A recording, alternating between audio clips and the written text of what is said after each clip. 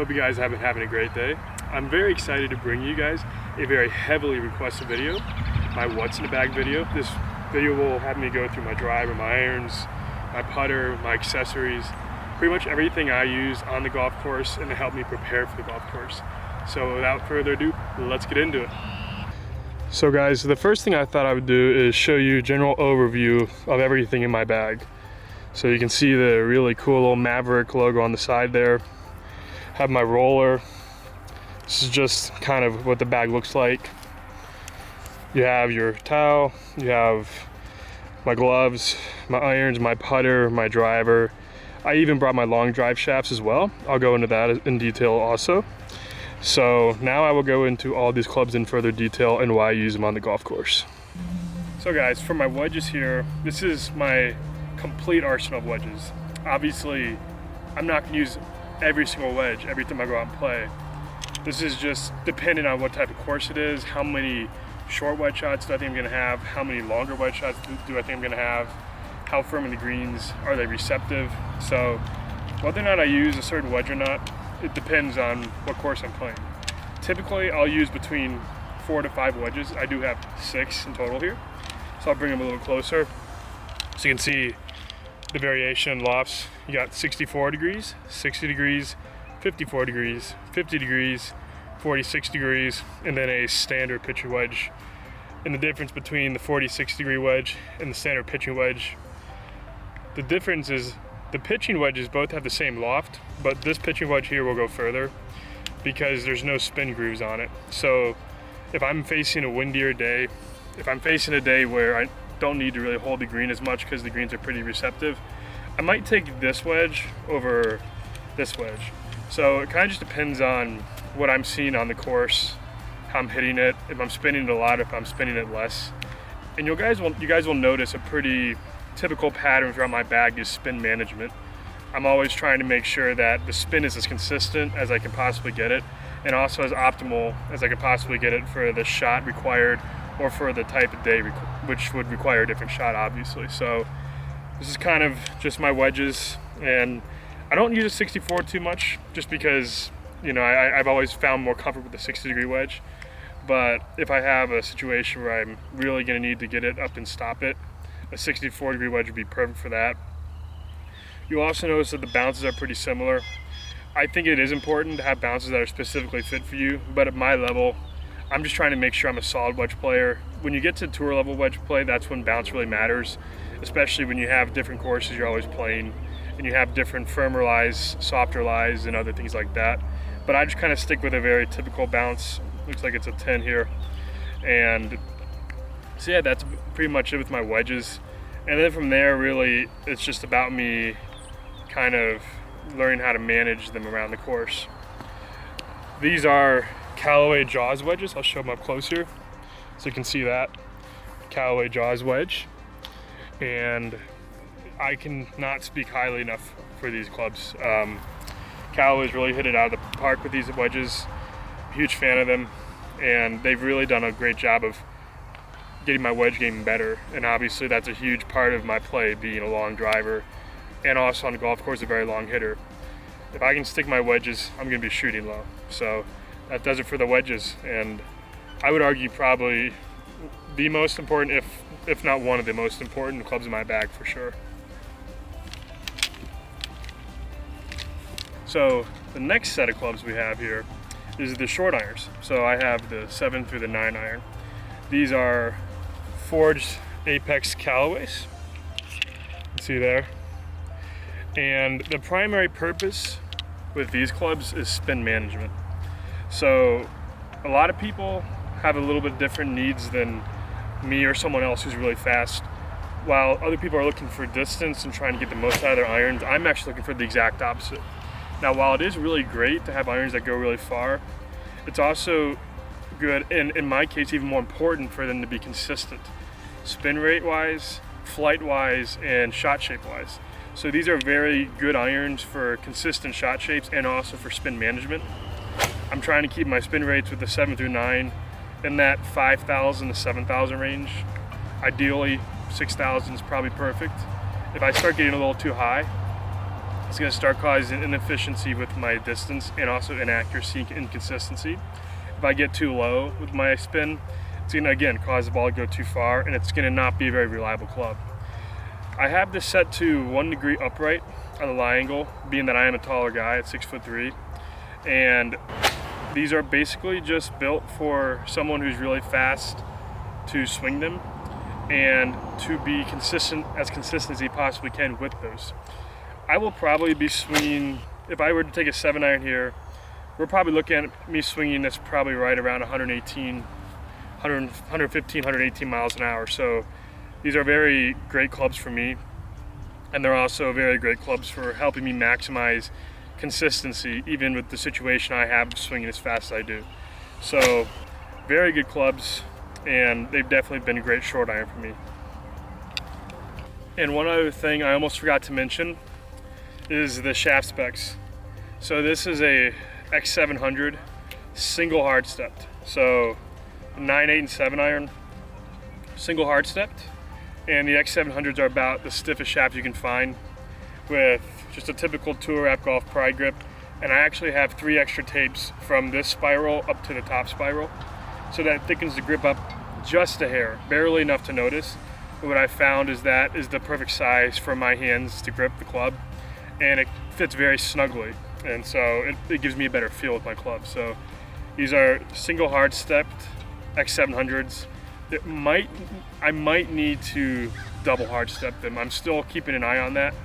I do want to avoid it if at all possible, just because it just makes things a lot tougher, and I'll have to swing harder to make the clubs work for me. So for now, these are single hard stepped, but in the future I might have to double hard step them. We'll keep an eye on the spin rates and things like that and see if that is necessary. Guys, and now time for the long irons. Not the hybrids, but just the long irons. I'll get to the hybrids in a minute. So this is my 6, 5, and 4-iron. Once again, these are Callaway forged Apex.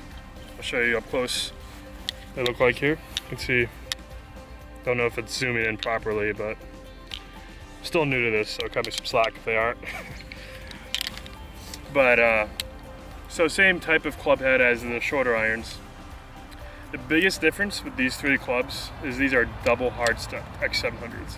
So the short irons were single hard stepped, these are double hard stepped. Now, and for obvious reasons, because every single one of these 3 clubs, I'm probably swinging over 120 miles an hour. I know that in competition, or just when I'm playing in a warm day and there's a little pressure on, I'll probably be swinging this 4-iron very close to 126, 127 miles an hour, and probably about 2 or 3 miles an hour less for each subsequent club. So double hard stepping was absolutely a necessity with these clubs, because we were finding, when I was testing to figure out the right clubs for me to hit, some of the 4 and 5 irons I was spinning at 8,500, almost 9,000, which it's bad, but in the wind it's really bad. So that's a big part of my game and how I get my equipment tuned. I need to be able to survive in the wind, and being as fast as I am, I can slow my swing down a little bit, but eventually there comes a point if you slow your swing down so much, you lose your tempo and you lose the ability to hit it straight. So what we've done is do our best to work within the swing speed I generate to knock spin down a little bit and to make it really consistent spin, because consistent spin is going to help with gapping of the clubs, so you can have a more consistent distance when you hit the shot, and it's also going to help with managing the wind and other variables. So they're double hard steps, and again, 3 wraps of tape in the top 3 spirals of this Golf Pride Tour wrap grip, and 1 degree upright, same as the short irons. And again, these have been awesome clubs. They've been by far the most consistent with spin generation, which is the big thing we looked for when we were trying to figure out my clubs. And I should be spinning these somewhere in the 5,000 range. So that's always where I like to be. Anything higher can start getting a little crazy on me. So these are definitely some of my favorite clubs to hit, and these are definitely the clubs that produce some pretty cool sounds when I put sound up, right?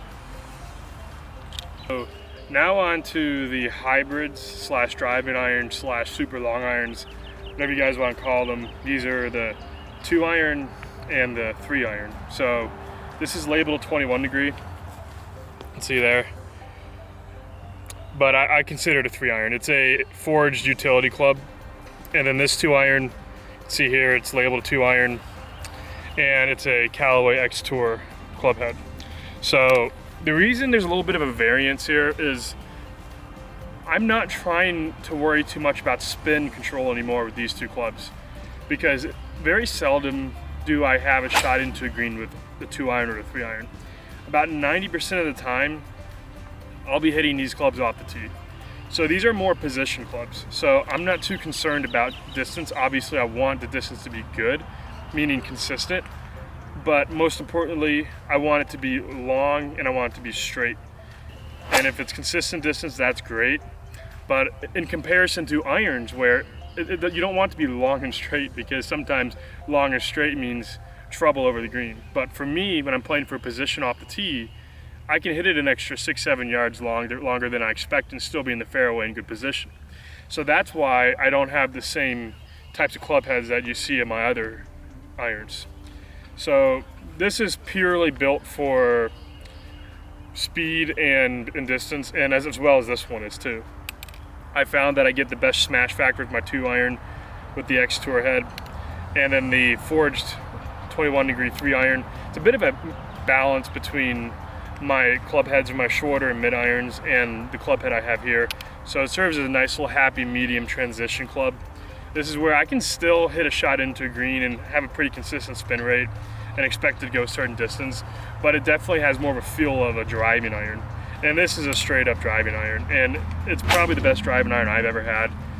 I really don't miss much with this club, and if I do, it typically isn't gonna get me in serious trouble.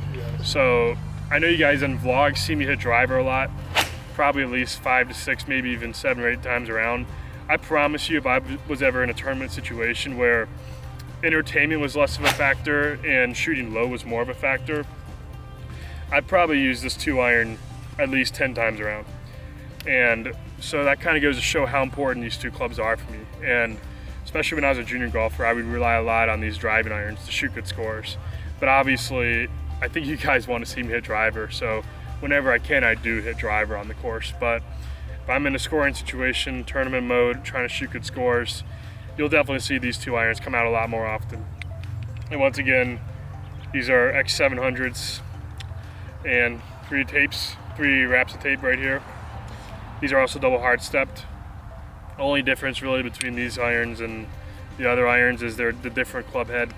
This club head's built solely for speed, not too worried about spin control, so this behaves a lot more like a driving iron. This club's kind of an intermediary club. It's built for a bit of both, but it's still meant to go long and straight versus have a very consistent pattern in terms of how far it flies and with regards to spin rate and everything like that. All right, guys, now here's for the club that you guys were all probably waiting for. So this is my play driver. I'll bring it in closer so you guys can get a good look at it. It's an Epic Flash Callaway. You can see the hit pattern on the driver there. And so it's really just your typical Epic Flash. However, there's one very unique thing about this head. This is actually the long drive head. However, this behaves very much like a typical Epic Flash. The only difference is that it's a little bit more reinforced on the head. And other than that, it's totally USGA compliant, totally legal to use and play. And it's one heck of a head. Probably the best head I've ever hit in my life. And Callaway really did a tremendous job in making an even better head this year, not just for long drive, but also for golf. In my 23 years of playing golf, this has definitely been the favorite head for me to use. So in addition, we have a Patterson Kinetics shaft. So I'm a huge fan of Patterson shafts. They're both long drive shafts and plain driver shafts, and I won my world championship with it. They've been tremendous in supporting me and also producing awesome shafts. So this is 45 inches. It's a 2X flex, and everything else that you've seen earlier is the same tour wrap grip, three wraps of tape in the top 3 wraps of the Tour Pride grip. And I'll also show you guys, I'll take this head out real quick. I'll show you guys my long drive setup. So this is my long drive setup. This is where things get pretty interesting. Now I know some of you guys might know this, but I'm sure a lot of you guys don't. This is actually a regular flex shaft, so you can really see it bend here. You can see kind of how it torques like that. So this is a very unique thing in the sport of long drive, but I think it's now starting to catch on. It's long been an assumption that long drive shafts are super stiff and very hard to swing. And I was one of those guys. I was on the extreme end of that, where I had a 298 CPM shaft, which is a 4X flex. This is 242 CPM, which is a regular flex shaft. It's 48 inches long. So this actually plays to more like a senior flex. Now, why am I doing this? Well, in long drive, we don't care how bad our misses are. We care about two things: hitting a certain amount of golf balls in the grid and hitting those golf balls as far as possible. So with my 45-inch driver with the 2X shaft, my misses aren't very big, but I still will miss. But the difference is that I'm missing just as much as I do with this club, if you're talking about hitting the grid. So it makes a lot more sense to have a regular stiffness shaft, because I'm able to still time the club to hit the grid 2 or 3 times out of 8, which is all we need. And because I feel like I can feel the club head a little bit better with my hands when the shaft's really light, because I can feel the club torque the shaft. So even though the misses are much worse, I'm still hitting enough in the grid for it to be a beneficial thing for me to use a lighter shaft in long drive. So that's the big reason I switched to a lighter shaft. It's given me tremendous amounts of success. Ever since I switched to a light shaft, I've competed a lot better. My speeds have been much better. It's definitely a lot different than what you would see with this kind of shaft. To sum it up, with this shaft, you feel like you're a bit more in control of your misses, because you're a lot more connected to the club, so to speak. The shaft's not torquing all over the place.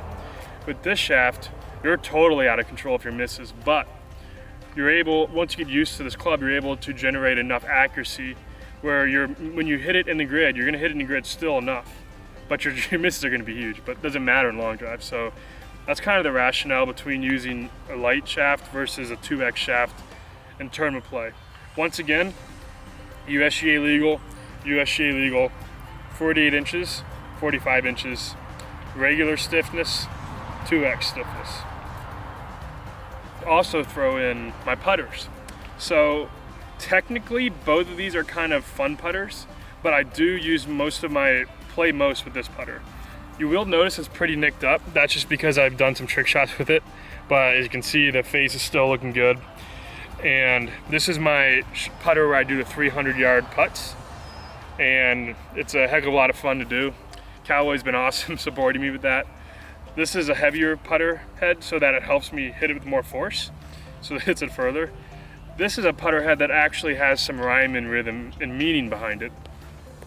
Why? The reason I say that, I've always believed that putting is a very personal thing. So you guys can see, and yeah, I know it's nicked up, but like you can see how it's kind of a very Phil Mickelson type putter in terms of the design of it. And this is because when I was playing my best as a junior and putting my best, this was almost an exact replica of the putter I use. Obviously, the model makes it a little different, but the same prototypical design is very similar. It had a neck that was kind of way out to the side so that I could have a very clear view of the ball. And you can even see it has this little dash up top, and that was huge for me. I really started playing well when not only did I have this line here, but I had a line here, and I always felt like that allowed me to be able to line the ball up better. So this is a very essential putter for me.